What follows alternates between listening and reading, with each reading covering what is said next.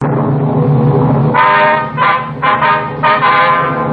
off for Chesterfield. Chesterfield, the only cigarette in America to give you premium quality in both regular and king size, brings you Dragnet.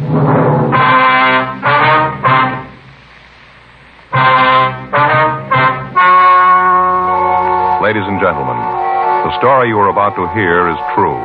The names have been changed to protect the innocent.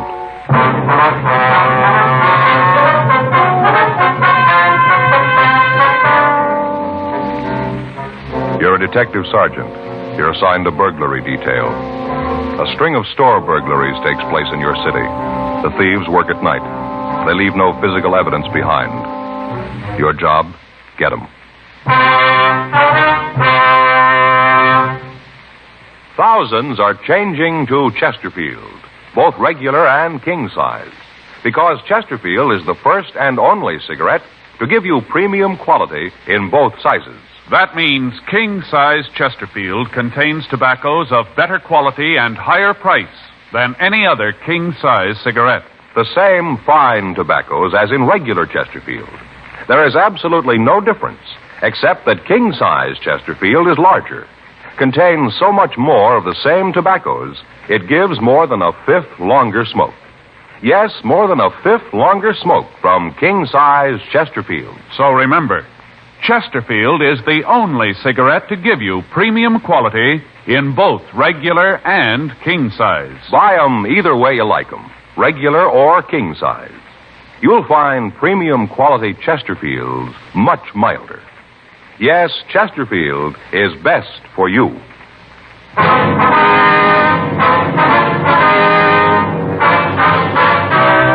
Dragnet, the documented drama of an actual crime. For the next 30 minutes, in cooperation with the Los Angeles Police Department, you will travel step by step on the side of the law through an actual case transcribed from official police files.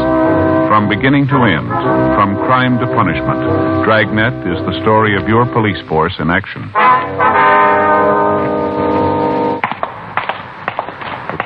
It was Wednesday, January 23rd. It was cold in Los Angeles. We were working the day watch out of burglary detail. My partner's Frank Smith. The boss is Captain Wisdom. My name's Friday. We were on our way out from the office, and it was 10:36 a.m. when we got to the corner of Constance and Westlake. Nichols' dry goods store. Yes? Something I can do for you, gentlemen? Yes, ma'am. We're police officers. Oh, yes, about the robbery. Yes, ma'am. Were you Gladys Nichols? Yes, I am. I'm the owner. I found out that the safe had been robbed. I think you mean your safe was burgled, Mrs. Nichols. What? Well, your safe, it's a technical term. We refer to it as having been burgled, not robbed. Burgled. Robbed. They took the money out of it. Well, you see, ma'am, a lot of people make that same mistake. A safe is burgled and a man is robbed. Oh, yeah. Well, I came in this morning. I didn't get your names. I'm sorry. My name's Friday. This is my partner, Frank Smith. Well, I'm pleased to meet you. How you do? Like I said, I'm Gladys Nichols. Yes, ma'am. Now, if you just tell us what happened here. Oh, sure. Well, I came in this morning, 8:30, just like I always do. Been doing the same thing for the past 10 years. 8 years at the old location. Always opened exactly 8:30 on the dot. Yes, Miss Nichols. Miss Nichols. I took my maiden name when my husband died. I'm sorry. You go right ahead, please. Oh, sure. I came in at 8:30 this morning, opened the door, and came on in. Everything looked just like it should have. I hung up my coat, then I rolled up the shade on the front window.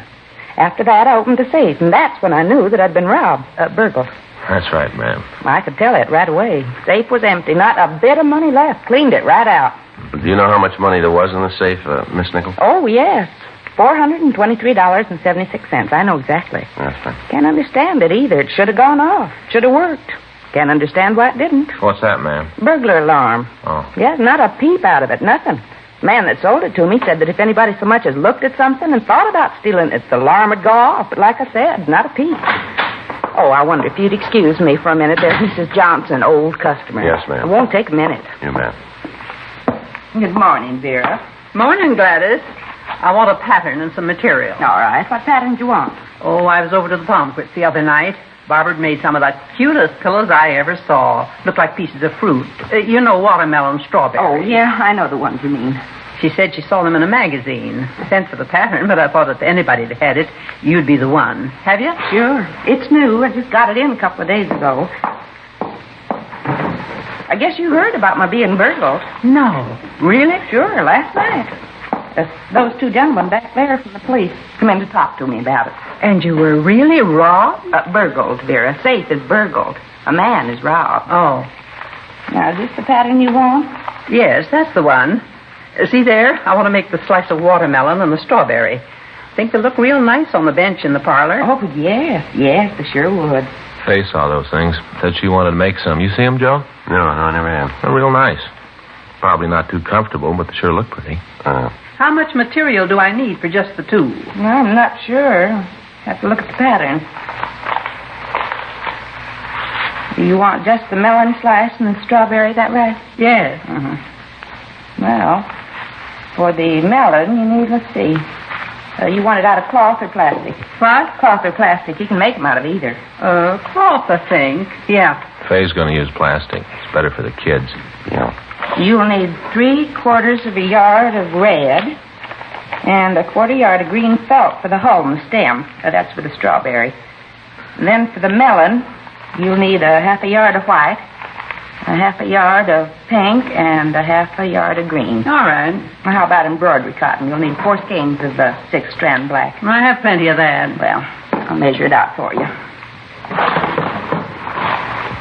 Sure had some excitement around here this morning. All those policemen running around looking for fingerprints and clues. It was real excitement.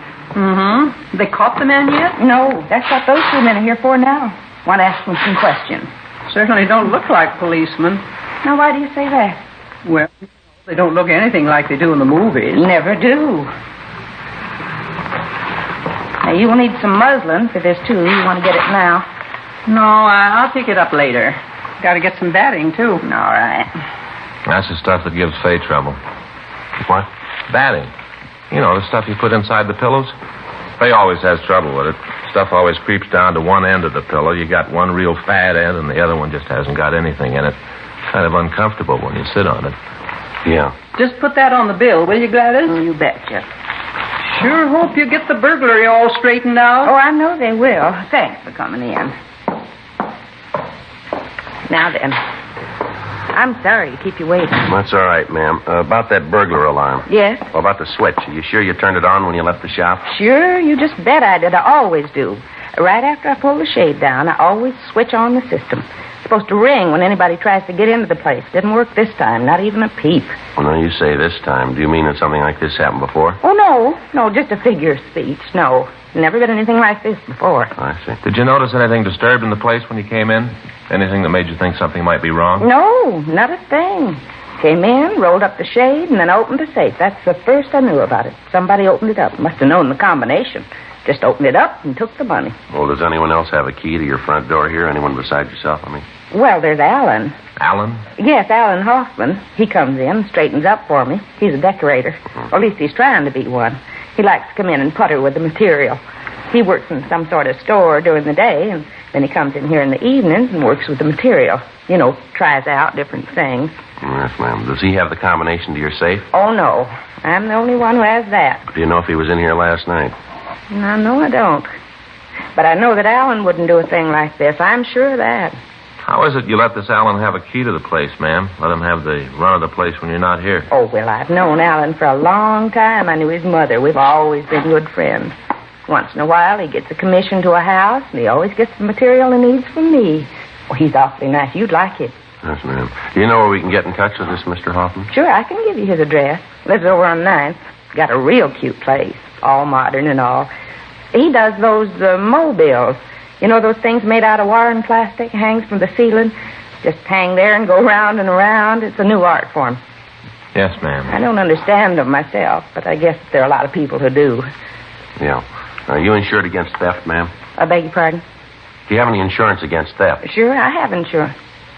By golly, that's the first time I thought about it. I always thought that it was kind of a waste of money. Sure glad I have it now. This whole thing won't cost me a cent. Well, now, outside of this Hoffman, do you hire anyone else in the store here? No, well, I don't pay Alan anything. He just comes in and putters. There's no need for anyone else in the store. I have a man come in once in a while to wash the front windows, but no one steady. Has there been anyone around regularly? Anyone who'd be in a position to learn the combination to the safe, ma'am? Find out where the switch to the burglar alarm is? No. No, not that I can think of. Of course, most of my customers are pretty regular, come in all the time, but I'm pretty sure that none of them would do a thing like this. What if you could give us a list of the people who come in regularly, Miss Nichols? Sure, I can. But I don't want you to go around bothering them, asking a lot of questions, causing embarrassment. I just won't have it. Money just isn't that important. It doesn't make that much difference, especially since I'm insured. Well, we won't embarrass anyone. It's just that we'd like to have the list if we could. Oh, well, all right. What time did you close the store last night, Miss Nichols? 6:10, same as always. Did you lock the store yourself? Yes, sir, I did.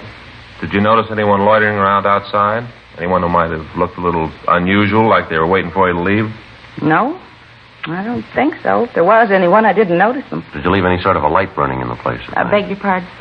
Well, a night light. Do you leave one burning when you close up? Sure. That lamp on the counter, old coffee grinder. I leave that on. Has a 150-watt bulb. Throws a lot of light. Of course, you can't see anything from the street when I close up. Just a lot of shadows. I beg your pardon? Well, I pull the shade down when I leave. Once I had some material fade that was in the window. Since then, I pull the shade down. When it's down, you can't see inside, and the street is tall. Uh-huh. Say, if you don't mind, I'd like to make a phone call. Of course, ma'am. I want to call those people and tell them what I think of them. If they're going to have to make good on that guarantee. Who's that, ma'am? Burglar alarm people. Thing didn't work at all. Not even a peep.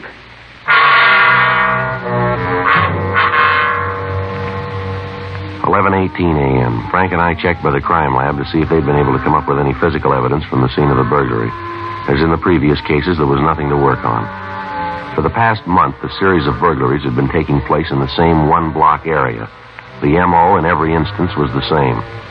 Somehow, the doors to the shops were being unlocked, the safes rifled, and then closed up again. In those stores where there wasn't a safe, merchandise was stolen. In all of the burglaries, whoever was responsible for them got away without leaving a trace of physical evidence behind. Store employees were interrogated. Owners were questioned. None of them could give us any leads. The M.O. had been run through the stats office, but they couldn't help us. Stakeouts had been placed on the stores. Extra men were sent out from Metro Division to patrol the streets. The men saw nothing, but the burglaries continued.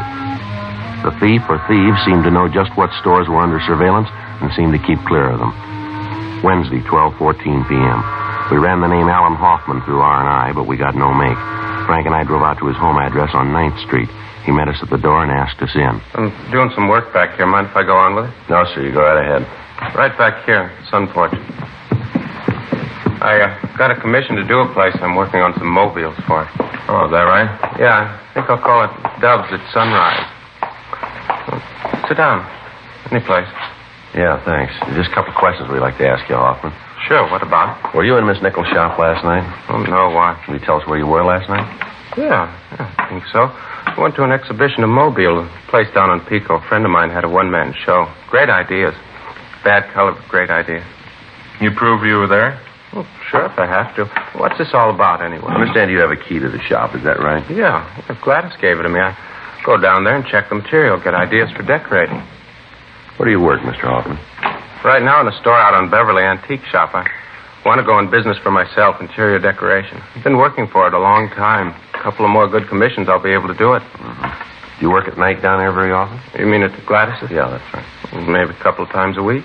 What time do you usually get there? It depends on what I'm doing before. Usually I have dinner, then go by. Well, what's this all about, anyway? Something wrong? You probably know that there have been several burglaries down in that area lately. Yeah, I heard about them. You figure I had something to do with them? Is that it? But we're trying to find out who's responsible for them. Well, it isn't me.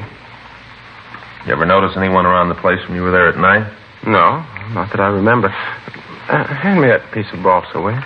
Miss Wood here? Yeah. Yeah. Here you are. Thanks. No, I've never noticed anyone around there. What time do you finish up at the shop there? Sometimes late as 2, maybe 3 in the morning. Uh-huh. Miss Nichols tell you where the burglar alarm switch is? Sure, I know. Couldn't move around the place without knowing about it. Have half the police force there if that thing ever went off. You got any idea as to how that safe could be opened by someone other than Miss Nichols? No, she's so touchy about that safe. She'd never let anyone get near her when she's opening. Even after she finishes the combination, she twirls the dial so you can't tell what number she stopped on. You've looked, have you? No. I I don't like what you're trying to say. Well, we're not trying to say anything, Hoffman. Well, you imply that I might try to knock over that safe. No, we didn't say that. You said the same thing, asking me if I'd try to see the combination. Well, now, just take it easy, Hoffman. If you haven't done anything, you got nothing to be afraid of. I've got nothing to be afraid of. I just don't like your remarks, that's all. You ever been arrested? I say, you ever been arrested? Oh, no. A couple of tickets for running red lights, that's all. Can you give us the address of the place where you were last night? Yeah, I suppose so. You guys really think I had something to do with this, huh? We got to check everybody out, Hoffman. You came up on the list. Well, that's all it is, huh? That's all it is. No, give you the address. You can check there. They'll tell you I was there till about 3:30 this morning, and then, well, I went out to get something to eat. I came home about 5 this morning. Went right to bed. Anybody see you come in? No, I don't think so. You guys figure it might be an inside job, these burglaries? Looks like it might be, yeah. Well, that's the way I've got it figured. From what Gladys tells me, it's almost got to be. That right? Sure. Oh, hand me that piece of red plastic, will you? The what? A piece of red plastic. This here? Yeah, that one. Oh, yeah. Thanks. Oh, sure, it's got to be somebody who knows all about the stores. You know, when to hit the safes, when not to. The way they walk into the places, no marks on the doors, nothing broken. You seem to know quite a bit about the burglaries. Well, you know, I heard about him, talked to Gladys. Looks like an inside job to me. Say, officer. Yeah. Would you hand me one of those swivels there in the box? Where? Here? Yeah. Oh, thanks. Yeah. Now, clip it on here and hang this thing.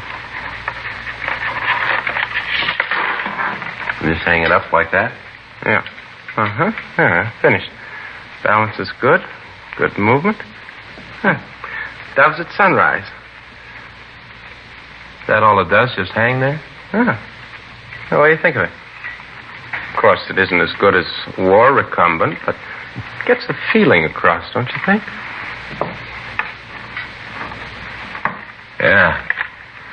Sure does. Doves at sunrise, huh? Yeah.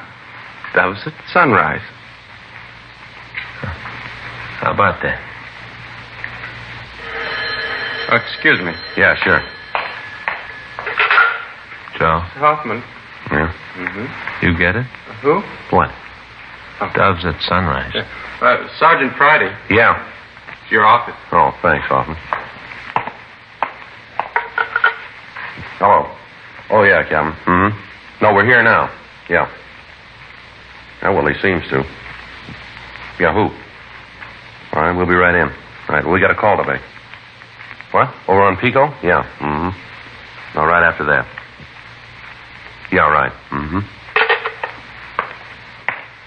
Wisdom? Yeah, he wants to see us. Yeah. We'll probably want to talk to you later, Mr. Hoffman. We can reach you at this number, is that right? Yeah, either here or at the shop. If I'm not at either, Gladys knows where I am. All right, I wonder if you could give us the address and the phone number of the place where you were last night. Sure. Yeah. I've got a piece of paper here someplace. You never can find anything when you want it. Yeah. Oh, here we go. You got to go out there, huh? You can't take my word for it. That isn't the point, Mr. Hoffman. We can't take anybody's word for it. If we don't know it, we got to check it out, see? Suppose so. Oh, here you are. Ask for Rudy. He's the one who had the exhibition. He'll tell you. Rudy, is that it? Yes, that's right. I was with him all evening. He'll tell you. Okay, thanks, Hoffman. Oh, say, Yeah. I wonder if you could leave me your card and phone number. Yeah, sure. Here you are. Thank you. I'd like to give you a call. Sir? I'm holding my own show of mobiles. I'd like to have you two guys there. Yeah. Thank you very much. You bet. I'll be calling you. Yeah. Thanks a lot. What'd the captain want? Well, he's raising the roof. Says he just got a call from the corner pocket. They're leaning all over him. Yeah? Says he's tired of answering questions. Says we better come up with some of the answers for him.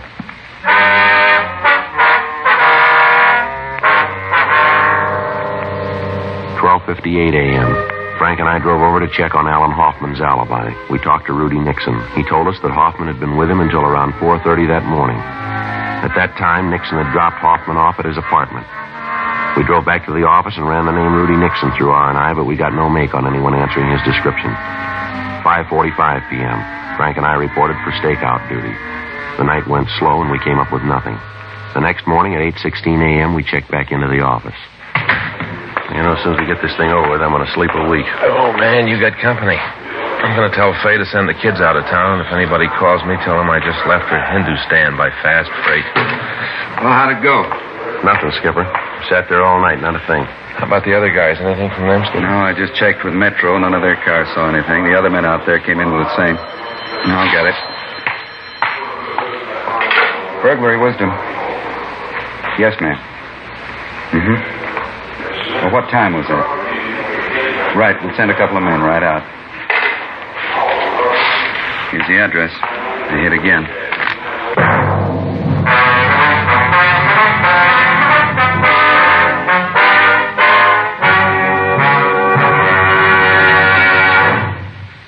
You are listening to Dragnet, the authentic story of your police force in action. Chesterfield is best for you. But let us give you the facts, and then you be your own judge. Chesterfield is the first cigarette to present this scientific evidence on the effects of smoking. A medical specialist is making regular bi-monthly examinations of a group of people from various walks of life. 45% of this group have smoked Chesterfield for an average of 10 years. After 8 months, the medical specialist reports that he observed no adverse effects on the nose, throat, and sinuses of the group from smoking Chesterfield. I'd say that means real mildness. And Chesterfield is the first and only premium quality cigarette available in both regular and king size. So buy 'em either way you like 'em, regular or king size. You'll find premium quality Chesterfields much milder. Yes, Chesterfield is best for you.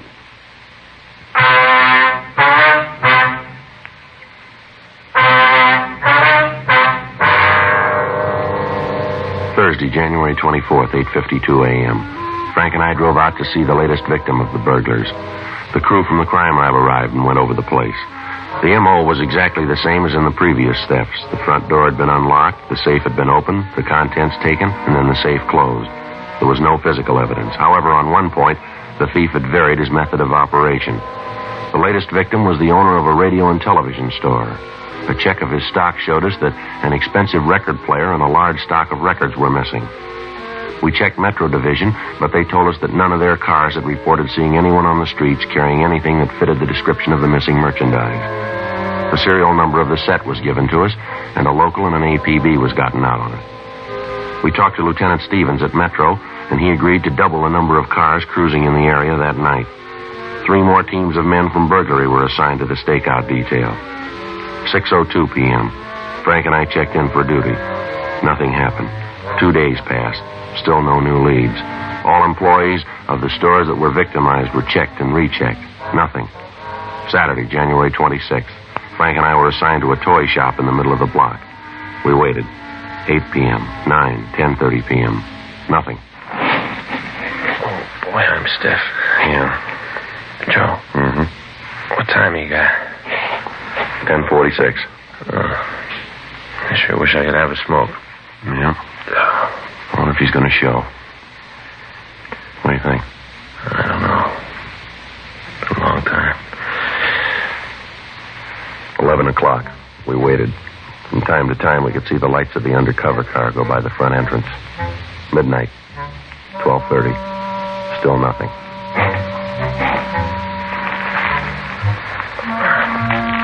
Joe? Want a piece of this candy bar? No, I'm not hungry.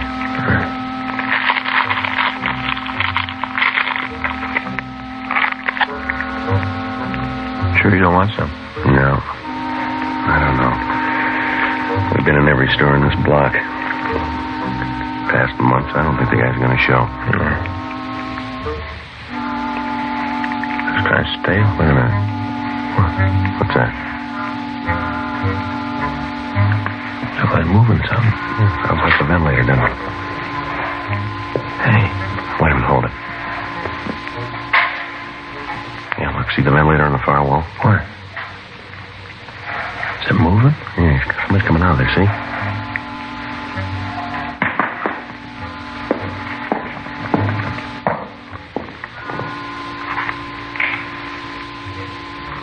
Going for the burglar alarm. See, look at that. What'd he do? Snapped off the burglar alarm. Oh. He's at the safe. Yeah. Got it open. Come on, let's take him. All right, mister, hold it right there. Watch it, Joe. He's going for the ventilator. I see him. Come on. You see him? No. He's up in there somewhere. Yeah. All right, come on out of there, mister. See him? No, I don't think so. Come on out of there, you. There he is, Joe. Gun flash. Yeah, I see. All right, come on, mister. Throw that gun out here. Get out of here, cop. You come back here, I'll kill you. You got no place to go up there. Now, come on, give it up. I'm telling you, you come back here, I'll kill you. I will. I'm warning you, I'll kill you. Wait a minute. Wait. Don't shoot anymore. Please, don't shoot anymore, please. I quit, please. All right, throw that gun out here. Come on. All right. Here it is. There it is. You got it. Now, don't shoot anymore, huh? All right, come on out of there. Come on out of there. What do you think? You gonna come out of there? All right, we'll have to go in after him. Easy now. Smoky in here. It's kind of a tight squeeze in it. Slippery, too. Looks like he's got some kind of a room up there, can you see? Okay, here we are. Hey, look at this. He's got himself a room. Yeah. Dug it right out of the earth here. All right, come on. Come out from behind that crate. All right. Get your hands behind your head. I'm doing like you say. See, I got my hands just like you said. I quit. All right, I can shake them down. Yeah. Come on. Stand still. Put your hands against the wall. Yeah, he's clean, Joe. Now, what is all this in here? Where I live. All right, we'll take a look. How about this, Joe? This room must be 20 feet square. Mm-hmm. This all the stuff you stolen? Yeah, most of it. What's your name? Warwick. Dan Warwick. Really had you guys going, didn't it? All right, let's go. Really had you. Couldn't figure it out. I used to watch you sit in the vents and watch you. Used to laugh how hard you were trying. Really had you going. Couldn't figure it out. Yeah, sure. Come on, now let's go. Really had you going. You never would have found me. Could have stayed here for years. Dug this room myself, every bit of it, all by myself. Stayed here when you guys were around, except when I watched you and the others. Couldn't figure out how I knew about the safes. Used to just sit there and watch them. Watch them open the things. Simple once you know how. Really had you going, all of you. Yeah, you bet you did. Running around in circles. Real fun. Yeah, but we knew where we were going.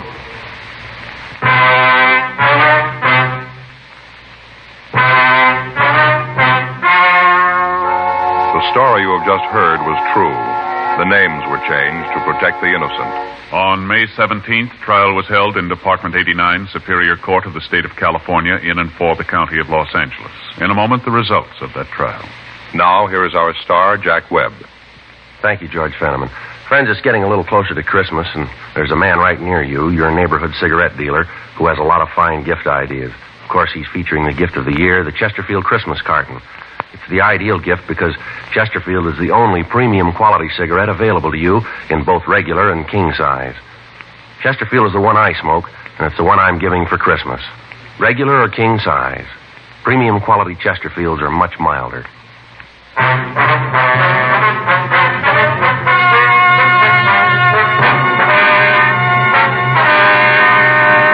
Daniel Robert Warwick was tried and convicted of burglary in the first degree, 5 counts. Said counts to run consecutively. He received his sentence as prescribed by law. Burglary in the first degree is punishable by imprisonment in the state penitentiary for a period of not less than 5 years. Ladies and gentlemen, in the next 7 years of bigger and bigger enrollments, America's grade schools will need nearly 250,000 extra teachers, besides those to fill normal vacancies. Education holds America's future, perhaps your future.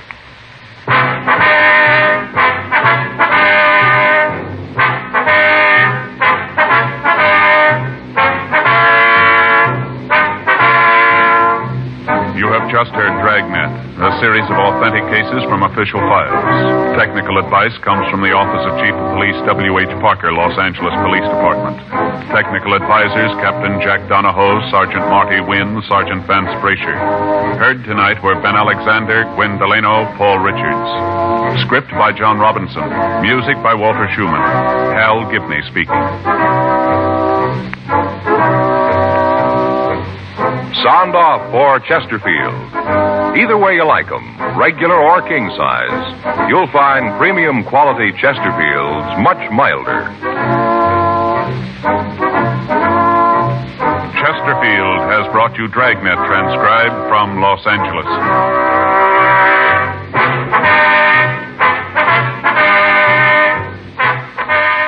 Tonight, more adventure with Barry Craig, confidential investigator, on NBC.